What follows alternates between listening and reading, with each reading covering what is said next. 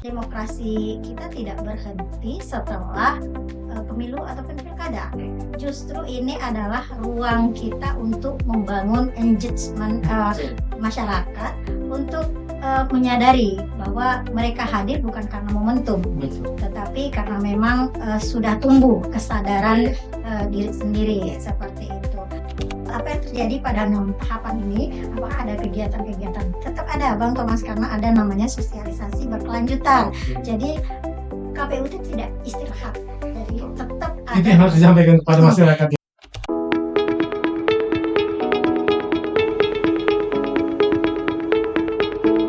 Halo teman pemilih, balik lagi di sesi yang kedua podcast KPU Kota Batam. Kali ini masih bersama saya Thomas, dan tentunya bersama dengan narasumber kita pada hari ini, yaitu Ibu Rosdiana. Bu Rosdiana, kita lanjut lagi ya Bu, Iya. bincang-bincangnya. Baik Bu, di tengah minimnya momentum politik pada tahun 2025 lalu, bagaimana Ibu selaku komisioner KPU Kota Batam tentunya yang membidangi sosialisasi pendidikan pemilih dan Parmas, memastikan kegiatan pendidikan pemilih tetap relevan dan tidak sekedar bersifat seremonial? Silakan. Iya. Jadi untuk memastikan kegiatan sosialisasi pendidikan pemilih ataupun politik ini tetap relevan di masa non tahapan ini ya, eh, kita kan sosialisasi berdasarkan segmentasi. Nah, untuk sekarang kita fokus ke basis pemilih pemula, kemudian ada kelompok rentan dan marginal seperti itu. Nah, bagaimana kita supaya masih relevan gitu?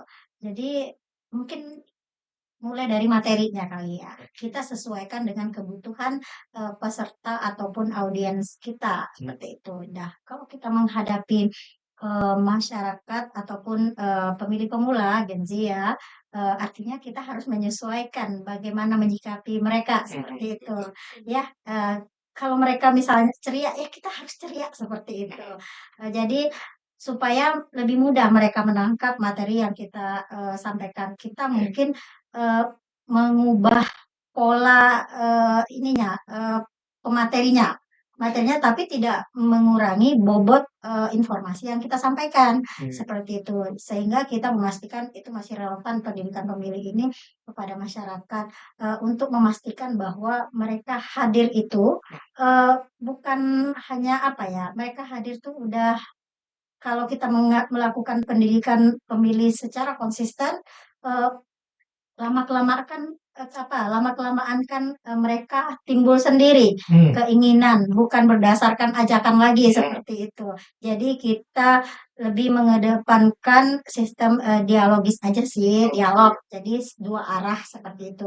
Kalau mungkin kemarin cuman ajakan seperti itu. Nah, untuk kali ini kita mungkin akan tingkatkan lebih ke ini, eee, memberi ruang supaya meningkatkan kesadaran mereka aja, seperti itu, untuk mempersiapkan pemilu ke depan. Di tahun 2029 Iya, nanti. periode ke depan, seperti itu. Karena tentunya banyak audiens kita, khususnya di pemilih pemula ya Bu ya, yang nantinya mereka sudah berpotensi untuk Iya. menjadi pemilih. Ya, umurnya sudah cukup 17 tahun untuk menjadi pemilih. Makanya kita juga fokusnya di pemilih pemula. Kita sudah susun juga program-program yang akan kita laksanakan. Misalnya tatap muka seperti itu. Baik, pertanyaan selanjutnya nih Bu. Menurut pengamatan Ibu, selama melaksanakan kegiatan-kegiatan sosialisasi pendidikan pemilih, khususnya di tahun 2025 lalu, apakah terdapat perubahan minat Bu atau partisipasi masyarakat terhadap kegiatan sosialisasi di masa non tahapan? Jadi kalau misalkan kita membandingkan di kegiatan Sosdikli di tahun 2024, di mana itu adalah masa tahapan, kemudian dibandingkan dengan pelaksanaan kegiatan di tahun 2025 yang non tahapan, apakah ada perubahan minat dari masyarakat? Kemudian tindakan antisipasi apa yang dilakukan oleh KPU agar masyarakat tuh tetap antusias Bu, mendengar maupun berbicara terkait pendidikan politik yang disampaikan oleh KPU. Di euforia ya. Betul. Jadi tentu berbeda. Ya. Jadi euforia masyarakat pada saat ada momentum itu sangat berbeda pada masa non tahapan. Oke. Itu. Tetapi saya melihat demokrasi kita tidak berhenti setelah pemilu ataupun pilkada. Hmm. Justru ini adalah ruang kita untuk membangun engagement Betul. masyarakat untuk menyadari bahwa mereka hadir bukan karena momentum, Betul. tetapi karena memang sudah tumbuh kesadaran diri sendiri seperti itu. Nah, apa ya? Seperti kita harus memanfaatkan masa-masa non tahapan ini semaksimal mungkin, karena memang semakin dini kita laksanakan, nah maka semakin besar peluang kita untuk menyebarluaskan apa namanya pendidikan politik atau pemilih kepada masyarakat seperti itu. Karena menjadi pemilih ini kan bukan sekedar datang memilih ke TPS, tetapi harus terlibat nih, terlibat di setiap tahapan. Seperti itu mau jadi penyelenggara, mau jadi peserta, atau memang menjadi pemilih, tapi pemilih yang cerdas itu. Pemilih yang cerdas itu ya eh, tidak hanya datang ke TPS, tapi ikut mengawal jalannya tahapan pemilu seperti itu. Artinya selama masa non tahapan ini pun segala usaha untuk memastikan bahwa audiens-audiens atau masyarakat di luar sana itu betul-betul nantinya eh, berpartisipasi secara aktif ya Bu ya Iya, pada jadi saat pemiluan yang atau pemilihan yang akan datang itu. iya benar. Jadi kita juga sudah harus mempersiapkan itu. Tapi kita juga berharap kepada kita tidak bisa mengandalkan KPU Kota Batam atau penyelenggaranya saja. Kita harus apa ya berkolaborasi dan Betul. di semua pihak, Bang Thomas. Jadi apa namanya stakeholder ataupun pemerintah. Saya pemerintah Kota Batam ya Bu? Iya, peserta. Walaupun memang selama ini pemerintah Kota Batam sangat luar biasa ya, memfasilitasi kita sebagai penyelenggara pemilu, koordinasi kita juga sangat baik. Kemudian kita juga harap lah partai politik ini juga bisa apa namanya membangun dari awal apa menyebarluaskan pendidikan politik internal mereka lah di apa namanya di internal partai politiknya seperti itu. Di masa non tahapan ini Bu, apakah KPU Kota Batam juga tetap melakukan semacam hubungan kerjasama khususnya dalam hal sosialisasi pemilihan dengan pemerintah Kota Batam khususnya dengan Kesbangpol? Iya, benar. Jadi selain itu dari tahapan sampai non tahapan juga selalu ya kita Selalu ya? dilibatkan Dilibatkan. menjadi narasumber dan Narasumber. itu semua komisioner terlibat. Terlibat. Jadi Kesbangpol melibatkan semua penyelenggara tidak hanya di KPU dan tapi juga di Bawaslu Oke. sebagai badan pengawasnya seperti itu. Jadi kegiatan-kegiatan mereka memang kita yang dilibatkan. Jadi apa ya kolaborasinya Tetap berjalan dengan baik. di non tahapan ini tetap berjalan dengan baik. Luar biasa sekali. Oke, Bu Rosdiana. Ini pertanyaan selanjutnya nih, Bu. Ah, sebagai bentuk usaha, Bu, atau katakanlah bentuk kreativitas untuk mengembangkan pola atau model kegiatan sosialisasi pendidikan pemilih yang lebih kreatif atau lebih menarik, yang mungkin bisa dibilang tidak membosankan bagi audiens kita. Kemudian inovasi-inovasi apa yang dilakukan oleh KPU Kota Batam pada tahun 2025 lalu yang tentunya berbeda situasi ya kalau Iya. dibandingkan dengan masa lalu. Silakan. Jadi memang berbeda situasi, berbeda juga mungkin kegiatannya seperti itu, tapi mungkin tidak terlalu jauh lah perbedaannya. Kalau tahapan itu kan memang kita di-support dengan anggaran seperti itu. Jadi kita banyak melakukan kegiatan tatap muka di berbagai segmen pada saat itu dan kemudian kita juga sudah melakukan sosialisasi kepada masyarakat melalui media cetak, media apa namanya media cetak, media elektronik, kemudian radio ya, TV, kemudian neon box kita juga ada, spanduk kita juga ada bersebaran di Kota Batam. Kemudian pada saat itu juga kita perkuat di media sosial setiap kegiatan-kegiatan kita upload seperti itu. Kita bikin film pendek juga, Kita ya kan? bikin pendek juga waktu itu. Jadi memang banyak kegiatan kita pada saat itu, tetapi kegiatan kita pada saat itu memang sesuai semua pada aturan. Pada aturan tidak ada yang melenceng lah seperti itu. Nah, kemudian apa yang terjadi pada non tahapan ini? Apakah ada kegiatan-kegiatan? Tetap ada, Bang Thomas, karena ada namanya sosialisasi berkelanjutan. Jadi KPU itu tidak istirahat. Jadi tetap Itu ada yang harus disampaikan kepada mhm, masyarakat ya, Bu, ya? karena apa ya, masa-masa sekarang lah sebenarnya KPU ini, mempersiapkan, Iya, untuk pemilu ke depan, mempersiapkan, pemilihnya iya. supaya siap untuk memilih pada masa periode selanjutnya. Eee, Selanjutnya di non tahapan ini, kegiatan yang sudah kita programkan itu adalah tatap muka, tetap ada tatap muka, di sekolah, kemudian ada kelompok rentan ya, kelompok rentan juga ada kita, kemudian kalau segmentasi yang lainnya kita belum programkan, tapi, sembari berjalannya mungkin, kita ada perubahan-perubahan nantinya, seperti itu. Tapi untuk sementara kita fokus ke, segmen tiga segmen ya, Segmen ini ya. segmen rentan dan Kunci kecil, marginal. seperti itu. Nah, apa sih yang mencolok perbedaan pada masa tahapan dan non tahapan? Kalau pas tahapan kemarin, kita kan memang apa ya, istilahnya gerasa-gerusuk Mhm. dalam kegiatan itu rasanya nggak ada waktu Iya, istirahat iya. ya. Jangankan mau bikin, video-video apa ya, konten-konten nggak ada waktu Iya, rasanya ya. iya. Jadi memang kegiatan yang Karena setiap sudah tahapan juga tumpang tindih, iya maksudnya, benar. berkelanjutan banget gitu Iya, kan. jadi, bedanya sekarang kan kita lebih longgar Iya, waktunya, iya. jadi kita udah siap untuk melaksanakan konten-konten yang menghibur. Betul. Kenapa kita melakukan itu? Karena, saya pribadi sendiri lebih suka belajar dari konten yang menghibur itu. Selain menghibur, tetapi bobot informasi yang disampaikan Tetap tidaklah ada, kurang. betul. Seperti itu, tetap berkualitas apa yang disampaikan, tetapi sekaligus menghibur, Menghibur, jadi tidak tidak membosankan, membosankan. betul. Itu Iya. itu pertama ya kali yang tidak kita terlalu fokuskan pas, pas tahapan, dan kedua itu adalah ya podcast kita ini. Mhm. Nah, podcast kita ini pada masa tahapan itu belum ada.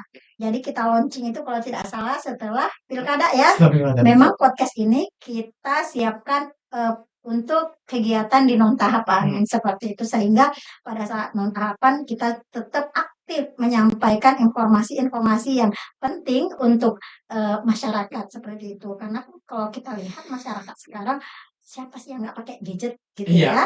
Hanya saja tumbuh keinginan masyarakat untuk betul, membuka betul. media sosialnya KPU untuk melihat apa kegiatan sekarang, apa yang dilaksanakan oleh KPU Kota Batam. Bagaimana dengan kegiatan pendataan berkelanjutan seperti itu? Karena kan kegiatan semua berkelanjutan Iya, sekarang betul. seperti itu, tidak ada yang stop. Tetap kita, membuat kegiatan-kegiatan yang memang penting untuk persiapan, tahapan yang insya Allah akan dilaksanakan di 2027 nanti. Untuk Iya. persiapan pemilu di 2029. Iya, betul. Jadi di tahun 27 ya mudah-mudahan tidak ada perubahan ya, kita mulai tahapan lagi. Kita sudah mulai siap-siap Iya, nih teman pemilih iya, untuk nanti kita memilih lagi di tahun iya. 2029. Karena memang pemilih ini kan tidak ujuk-ujuk datang ke TPS jadi gitu Betul, ya. betul. Ada Ada tahapan, prosesnya, ada prosesnya, ada perencanaan, kerja keras yang jelas di situ ya, Bu, ya. ada perencanaannya, pembuatan regulasinya, segala macam, terus apa namanya, pencalonannya dan seterusnya seperti itu. Jadi, tahapannya panjang. Makanya kita bersiap-siap sekarang melakukan, sosialisasi maupun tatap muka maupun di media sosial seperti itu. Biasa. Itu Mila tadi sudah disampaikan bahwa meskipun di masa non tahapan KPU itu tetap melakukan segala usaha ya Bu Iya, ya untuk memastikan bahwa nanti saat kita memasuki masa non tahapan semua pihak baik pun KPU secara internal maupun masyarakat di luar sana itu benar-benar siap iya, ya Bu ya untuk kita menghadapi pemilu di tahun 2029 nanti. Luar biasa sekali Bu Rosdiana. Baik Bu, ini mhm, pertanyaan kita yang terakhir. iya. Sebelum nanti kita tutup podcast kita. Menurut Ibu, seberapa penting sosialisasi pemilih yang berkelanjutan harus dilakukan? Silakan. Iya, sangat penting ya karena menurut saya, demokrasi yang berkualitas itu, eee, berasal dari kolaborasi antara, penyelenggara dan, eee, masyarakat seperti itu. Dan kemudian, eee, kalau kita berbicara masalah seberapa pentingnya pendidikan politik, untuk masa depan ya, Mhm, sangat penting karena, kita kan niatnya, keinginan kita kan untuk memberi kesadaran pada masyarakat ini. mhm. Jadi mereka hadir bukan karena Momentum, bukan momentum aja, tetapi memang mereka hadir udah benar-benar keinginan keinginan mereka. mereka. Jadi ke depannya jika apa namanya, dan ini juga bukan hanya apa ya, demokrasi yang berkualitas itu juga menurut saya ya, salah satunya bukan hanya angka partisipasinya yang tinggi, tetapi kualitas pilihannya. Betul. Seperti itu, kualitas pilihannya dan masyarakatnya yang dewasa, seperti itu. Masyarakatnya yang apa namanya, yang anti hoax itu kan, maksudnya tidak mudah Dipengaruhi, ya, pengaruhi betul. hoax, kemudian karena ini kan juga berpengaruh kepada legitimasi hasil pemilu nanti. Betul, betul. Kalau masyarakat dewasa, cerdas seperti itu kan sangat pengaruh pada kualitas demokrasi kita. Nah, apabila pendidikan pemilih atau pendidikan politik ini kita lakukan konsisten, maka ke depannya Kota Batam atau KPU Kota Batam, masyarakat Kota Batam melaksanakan pemilu bukan hanya lagi sebagai prosedural, tetapi sudah jadi substantif, seperti itu. Makanya diperlukan kolaborasi tersebut antara penyelenggara dan masyarakat, karena memang kualitas pemiluan itu juga apa ya, bisa jadi karena kedewasaan masyarakatnya, seperti itu. Seperti itu Mas. Luar biasa sekali teman pemilih. Banyak sekali tadi hal-hal inspiratif ya yang sudah disampaikan oleh Ibu Rosdiana selaku salah satu komisioner KPU Kota Batam dalam hal ini yang membidangi divisi sosialisasi pemilih dan hubungan partisipasi masyarakat dan sumber daya manusia. Banyak sekali inputan-inputan menarik yang sudah disampaikan kepada kita semua. Semoga semuanya itu tadi menjadi inspirasi buat kita semua. Iya. Baik Bu Rosdiana, sebelum kita berpamitan nih Bu dengan teman-teman pemilih kita di luar sana, sedikit dong Bu pesan-pesan inspiratifnya buat Iya. adik-adik generasi muda di luar sana khususnya. Silakan. Baik, jadi partisipasi masyarakat itu bukan sekedar hadir di TPS, tetapi ikut mengawal ataupun mengawasi jalannya tahapan pemilu. Karena demokrasi yang sehat itu lahir dari kolaborasi antara penyelenggara pemilu dan masyarakatnya. Dan kemudian bersama KPU Kota Batam kita ciptakan pemilu yang berintegritas, yang inklusif dan partisipatif. Karena pada akhirnya keberhasilan demokrasi di Kota Batam itu terletak di tangan kita semua. Wah, luar biasa sekali. Menarik sekali Bu pesan-pesannya dan saya yakin. Oke, silakan Bu. Silakan. Saya ada pantun ya. Iya. Saya baca ini dapat dari Google. Oke, nggak apa-apa Bu. Ya, saya berusaha untuk menyesuaikan diri ya, karena tinggal di Tanah Melayu, jadi kita harus menyesuaikan. Betul. Masih belajar. Nggak apa-apa. Di hutan rimba banyak binatang. Cakep. Hidup bebas tanpa beban. Mantap. Jangan golput, ayo berjuang. Suaramu penting untuk masa depan. Cakep. Boleh silakan Bu. Makan sate di hari Selasa. Cakep. Olahan ikan sate tuna. Jangan ragu, gunakan hak suara agar demokrasi tak sia-sia. Terima kasih Bu Rosdiana. Ya, jadi terima kasih teman pemilih Kota Batam telah menyimak dari awal sampai akhir. Apabila saya ada salah ucap, mohon maaf yang sebesar-besarnya, karena kesalahan tentunya ada di saya dan kebenaran semua ada pada Allah Subhanahu wa Ta'ala. Terima kasih Bu Rosdiana. Sekali lagi terima kasih banyak Bu Rosdiana selaku Komisioner KPU Kota Batam, Ketua Divisi Sosialisasi Pendidikan Pemilih, Partisipasi Masyarakat dan Sumber Daya Manusia. Terima kasih Ibu atas waktunya di tengah-tengah kesibukan Ibu. Ibu menyempatkan diri untuk mengisi podcast kita pada hari ini. Terima kasih Bang Thomas. Sama-sama Bu Rosdiana. Dari diskusi ini kita belajar teman pemilih bahwa keberhasilan penyelenggaraan pemilu tidak hanya bergantung pada tahapannya saja ya Bu ya, tapi juga pada kualitas sumber daya manusia yang kuat serta pendidikan pemilih yang berkelanjutan baik di masa non-tahapan. Terima kasih teman pemilih, saya Thomas pamit undur diri, sampai jumpa lagi di episode berikutnya, dan mari bersama membangun demokrasi yang lebih cerdas, partisipasif, dan berintegritas di Kota Batak. Sampai Baik, jumpa. Assalamualaikum warahmatullahi wabarakatuh. Waalaikumsalam. Terima kasih Bu Rostiana. Ya, sama-sama Bang. Sehat ya. Siap, sama-sama sehat kita.